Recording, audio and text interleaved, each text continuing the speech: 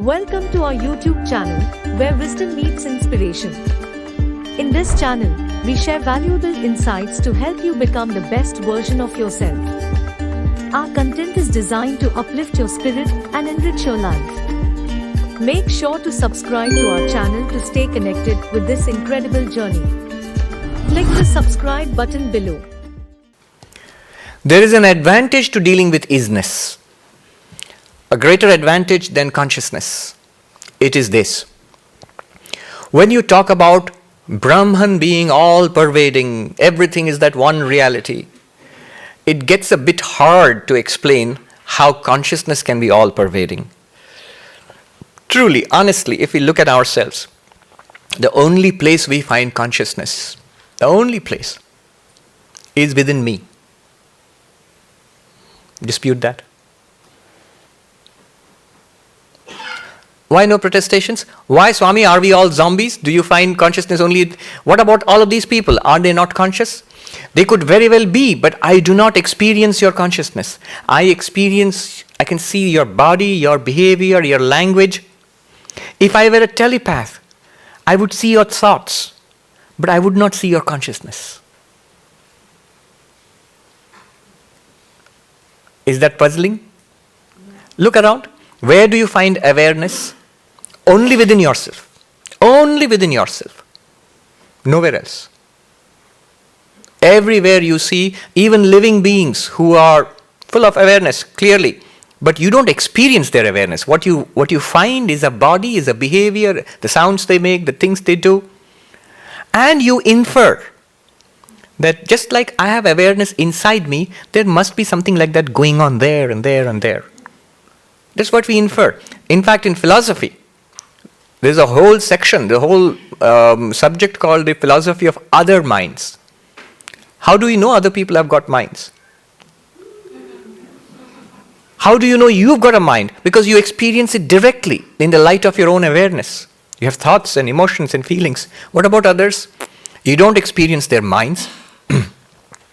You experience their behavior and the body and the things they do, things they say. So how do we know that they have got minds? And it's actually a serious thing that philosophers discuss. Even now, if you take a philosophy book, there will be a few essays on the problem of other minds. The problem gets deeper when you talk about not only mind, but consciousness.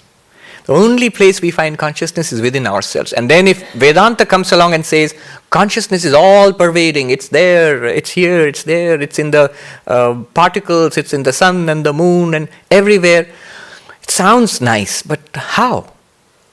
We don't really feel it that way. What do we feel is exactly what we studied in the first session. I am a conscious being and everything else is an object of my experience. It's an object to my consciousness. Everything is what is lit up by the light that I am.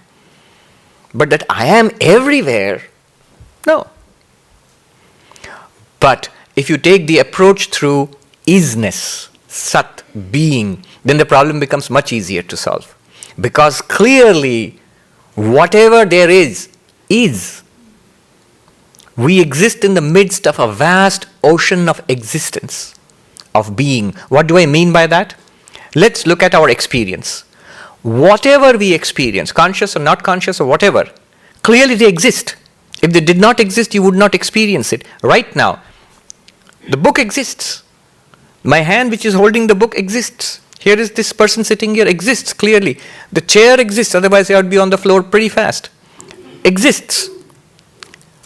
All the people here exist, is. The man is, woman is, chair is, hall is. Even the space between us is. Otherwise you couldn't pack so many people in if there was no space. You say space is nothing. If it was nothing, then why would you calculate how many people can come in here, how many cannot? Clearly it is something. It has an isness. Even space is. The sky is. An atom is. A dolphin out there is. A galaxy is. The sun out there is. A lot of isness there. Big sun. So, is. Being. Now the thing is, we normally do not think that way. Just as we miss pure consciousness, we also miss pure being. We do not understand it. The way we think is this. We think things exist. People exist. Books and chairs and table exist. But if you ask me, think about existence itself, isness itself. You might say, that's not a real thing. What's a real thing? A thing existing is a real thing. Isness by itself. Whoever has seen isness by itself? Nobody has. I'll tell you why we have not. Let's take an example. The ocean out there and the waves which come pounding in. One way of looking at it is each wave has water. The waves have water. Another way of looking at it is the water appears as waves. Do you see the difference in the two things? Let me put it more sharply. Is water in the waves or waves in the water? Water in the waves, that's one answer. Waves in the water, which is more logical? Waves in the water. Do you know why? Because before it was a wave, what was it? Water. When it is a wave, what is it? Water. Don't say, it's a wave, Swami. Yes, it's a wave, but what is it actually? The material. When you touch it, what do you touch? Water. You get wet. It's water. And after the wave subsides into spray and foam and all, what's it? Water. If the strong sun vaporizes it and it rises up into the sky as vapor, but what vapor? Water vapor. So before it's a wave, when it's a wave, after it's a wave, it's still water. Therefore, it's more logical to say waves exist in water. Not water is in the wave. Water is more fundamental, wave is less fundamental. It's the same water which is the wave, which is the same water which is foam, which is the same water which is spray, the same water which is water vapor. It's the same water in a tsunami wave, it's the same water in a tiny bubble. So water is fundamental, waves are not fundamental. They depend on water. Think about it another way. We thought about it this way. First it was water, next it's water, and afterwards it's water. Now think about it another way. If I take all the water away from a wave, what remains? Don't say a little bit of salt, Swami. So what remains? Nothing. Even the mightiest tsunami wave, if you drain all the water away from it, it is powerless. It's nothing. Even the outline won't be there. It won't even be a ghost of a wave. Nothing remains without water. But if the wave form goes away, what remains? The water remains as it was. No diminution. It's exactly the same. So from that point of view also, water is fundamental, not the wave. Now, apply this example in a strange way, which Vedanta wants us to do. Instead of thinking of this world of our experience as people existing, things existing, even ideas existing, think of it as existence. Now I'm going to reinvent language. Existence peopling, existence tabling, existence chairing, existence atoming and galaxying and dolphining. It's an ocean of existence. Look around you. Try to look in this way. It's an ocean of being. And in that ocean of being, the waves are the individual people and the objects, and the stars are big waves, and the little atoms and quarks are tiny, tiny waves. But they are all waves in the ocean of existence. The ocean of existence plus the network of name and form.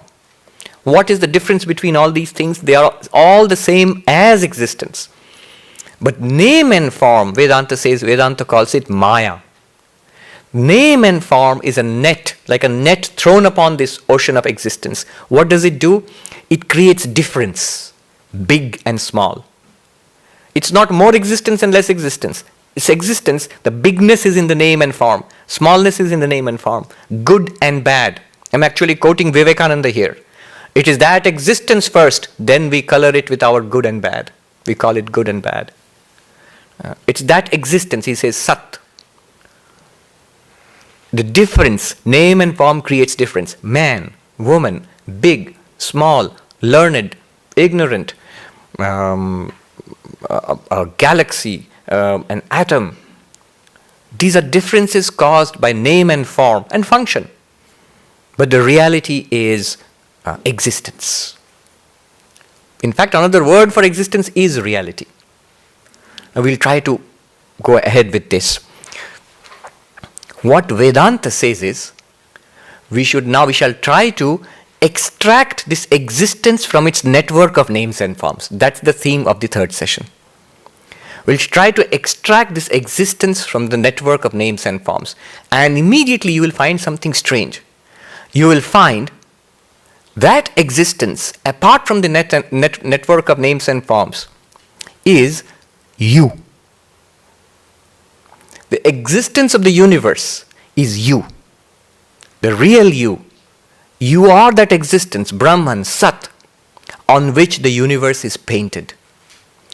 Think about existence as an easel, as a canvas, where the great artist Maya paints the masterwork called the universe.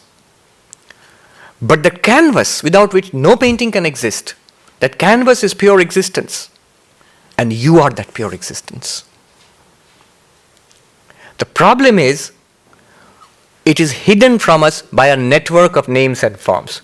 Whenever you point to something, nobody says existence. Would they say, here's a man, here's a woman, here's a table, a chair, a bird, sun and the moon. Nobody says, here is existence wearing the name and form of the moon. There was a little boy, this story I heard from a Swami in the Himalayas, little boy who had never seen a film. Now that takes some imagination. Today, thanks to Bollywood and Hollywood, everybody's seen a film. But imagine there's a boy who has not seen a film, and his father takes him to the city to show him a film. And on the way, he explains, what is a film? There is a screen. There'll be a screen, and pictures will be projected on it, moving pictures, and there'll be sound, and that's a film. Now when they enter the hall, here is the rub. When they enter the hall, the movie has already started. The hall is dark and the movie has started. So that's the problem. If we see the beginning of the movie, we would have no problem at all. But we are thrust into the middle of the movie. So many generations of our parents and ancestors are there, the worlds are there, the stars and the moon and everything is there. I'm thrust into it. And already preschool and kindergarten and school all are prepared for me. I have no way of stepping back and examining the screen on which the movie is playing. So the movie has started, and this boy sits with his father and starts watching the movie, and in the first part of it is enthralled, like us. And in the middle of life, we are enthralled by life. We enjoy, we suffer, we seek, we are disappointed, we find something nice, something bad, and it goes on. After some time, the boy has an inquiry. He asks his father, so this is a movie. Which is the screen you spoke about? Imagine it's the Mahabharata movie, the great war where the Gita is being taught or whatnot, something. That's the example I gave. And the father says, the screen, why? It's right there in front of you. Oh, you mean Krishna is the screen? No. Behind Krishna. There's a picture of Krishna on the screen. Behind Krishna. Behind Krishna, that's Arjuna. No. Behind them both, the chariot. No. Behind all of them. Oh, the sky is the screen. No. You just remove all of that. The sky and the chariot and the battlefield and the Krishna and Arjuna, all of that you remove, and what remains is the screen. You see, that means nothing is the screen. That's all that there is. There's Arjuna and Krishna and the chariot. So you mean the screen is nothing? No, not nothing. All of it. Behind it is the screen. And the boy says, all of it. Okay, that means the chariot plus Krishna plus Arjuna plus the sky and plus the battlefield is called the screen. What will the father do? Whatever he points to, there's a picture there. And the boy takes the picture to be the screen. We are doing exactly the same thing. The screen is pure existence, and it's you. But we take it to be man, woman, because we have first of all taken ourselves not to be pure existence, but to be this body and mind. Immediately everybody else becomes body and mind for us. And this world appears before us. Pure existence, the background is lost. What do you do? What's the way out? Now, the technique which we will use today is this. In this book and also in Shankaracharya's commentary on the Gita, 2.16, in Gita 2nd chapter, 16th verse, where he dwells on pure existence. He says, every experience has two parts. You'll immediately note the similarity between the first session and the second session. The first session we went into consciousness. Here in the second session we'll see the isness. Every experience has two parts. We concentrate on one and ignore the other, usually. It says, what is this? A man. Shankaracharya says, no, you are experiencing the existence of a man. Man is. What do you experience? Do you experience man is not or man is? Yeah, man is. Woman is. Book is. So this is the first step to take. That in every experience we have actually two experiences. One unchanging experience of isness and the other a changing experience of name and form. Are you with me? Or are you disappearing into isness? One, a changing experience of name and form. The other, the unchanging experience of isness. Remember, Shankaracharya says very clearly, we actually experience isness, though we can't pin it down. But don't you feel presence, isness, being, existence? We do feel it. We can't just quantify it. We can't just put it into words. It's like, I think it was Saint Augustine who said, time, he spoke about time. If you ask me not, I know what it is. But you ask me to tell it, then I know not. Words like time, space, we know what it is, but try to define it, very difficult. They are so fundamental, very difficult to define it. More fundamental than time and space and matter and energy is isness, existence, being. There's this book, very fascinating book, written recently, Jim Holt. Why does the universe exist? And he's a journalist, and it's a very fascinating book. He asks this question to theologians, he asks this question to mathematicians, to physicists, to philosophers. He didn't ask it to a Vedantist, but... So he goes around to poets. Why is there existence at all? There could have been just nothing. Why is there existence at all? He says it's the most difficult question. Every other question comes after that. Of philosophy, science, religion. Even God. God must exist. You have to have a choice. Non-existent God or existent God. So existence is more primary than God himself. So existence, every experience, we have two parts right now. And one is the changing name and form. The other one is the unchanging isness. The changing name and form, they come and go and it perishes. When somebody asks a question that pot exists, that's your analysis, pot exists, all right. Suppose I smash the pot. And then what will you get? Pot does not exist. So where is your precious existence? Existence also gone. But he says, no, wait a minute. Broken pot? Broken pot? Exists, yes. Confidently. You made a mess. Broken pot exists. Clearly, broken pot existence still is there. The name and form has changed. Earlier the name and form was pot. Now the name and form is potsherds or broken pot.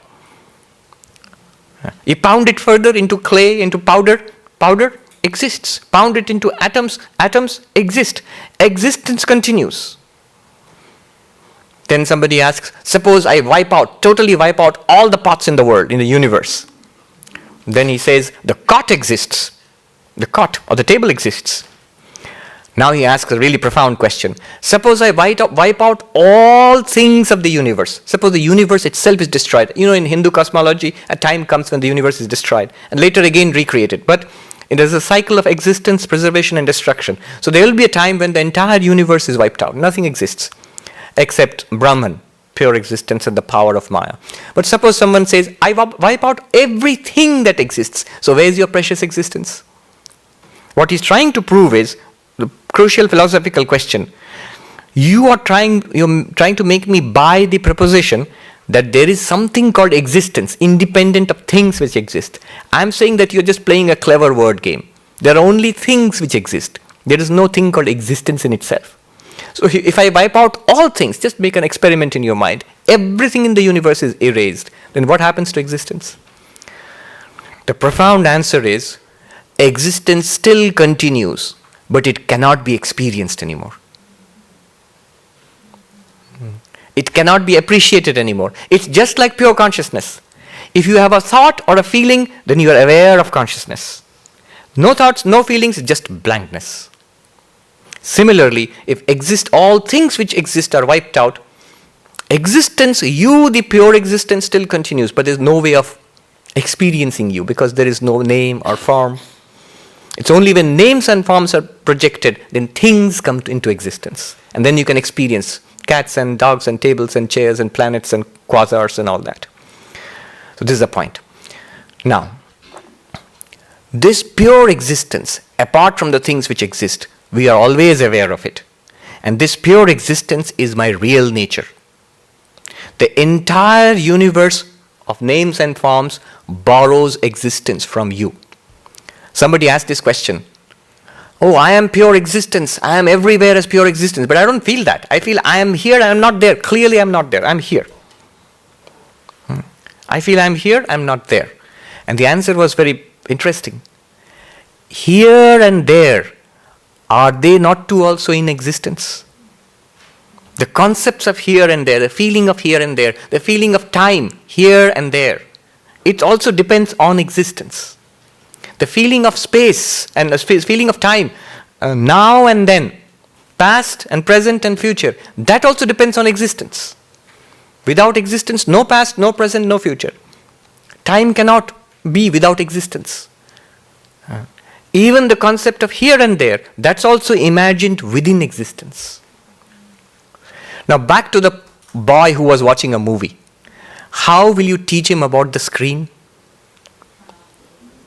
I heard a very nice answer. Turn off the movie. I don't know if movies nowadays have intervals. When we were kids, the movie used to be shut off for a few minutes. You could go and get popcorn or something like that, and you could see the screen. Turn off the movie. That's the yogic path. Yeah. What you do is erase the world experience, and you clearly see, even without the universe, without the body, without the mind in samadhi, you are still very much there. And when the world comes back, pops back into existence, it depends on your existence. It borrows existence from you to pop back into existence. That happens in samadhi. When you switch off the movie and the child sees the screen, then you switch on the movie again. But there is another way, which is the way which we are doing. Then the movie will be obscured. What you can do is, you can explain to him the difference between the movie and the screen, so that in understanding, that's exactly what we are doing here. In understanding, he gets an understanding of what can be the screen and what can be pictures. I see only a few heads nodding. I'll repeat that again. There is one way is to switch up the movie. That's the first reaction. Switch up the movie, you can see the screen. But think this way. After the boy has seen the screen, when you switch on the movie, there are pictures again. But will the boy be confused? Why not? There are pictures. There were pictures earlier, the boy was confused. Now there are pictures, why is the boy not confused? Right. It's not that he has seen the screen. All the time when he was watching the movie, what was he seeing except the screen? He was only seeing the screen with pictures on it. The pictures themselves have no existence apart from the screen. Take away the screen, no pictures. So, actually, all the time when he was watching a movie, he was seeing pictures, true, but on the screen. He was actually seeing the screen. That light was bouncing off the screen back to his eyes. Now also he's seeing the screen plus the pictures. But what's the difference? She hit the nail on the head. Right knowledge. Now he can differentiate between screen and pictures, the screen and the movie. That's not an experience. It's the same experience. He's still seeing the movie. But that's understanding. He knows what's the screen, he knows what's a picture.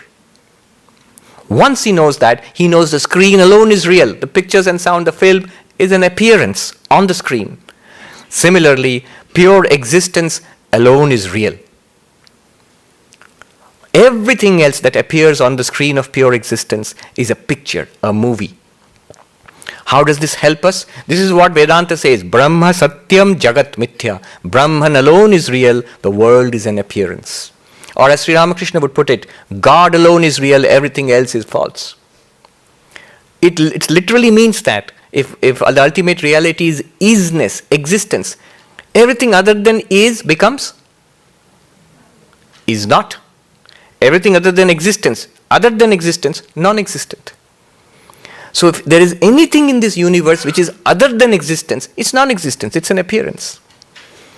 Now it's a great freedom. Why is it a great freedom? Imagine, there is only one place where you can appreciate suffering, evil. You can actually appreciate and applaud evil. Where? In Hollywood, in movies. The most terrible thing, the most terrible disaster, King Kong coming and smashing all of New York or something like that. And you applaud and say, give that guy an Oscar. Why do you do that? Because you know it's false, it's play acting, it's just pictures. Nothing, no harm has been done. It's a wonderful performance. Let alone King Kong. If a little monkey actually came into the hall, people would run screaming. Yeah. That's the difference between appearance and reality. Reality belongs to isness, which you are. Appearance borrows some of that reality from isness and makes this world. This world becomes a movie once you separate in your understanding the isness from the appearance and center yourself in the isness. In me, the pure existence, the movie of the world appears. Then I will enjoy it. Every suffering, every happiness, it all becomes enjoyment. It's Hollywood. I can do the best. You don't become heartless. Somebody else is suffering who's not enlightened. You will try your best to enlighten that person and to alleviate his or her suffering. It may even be material elevation.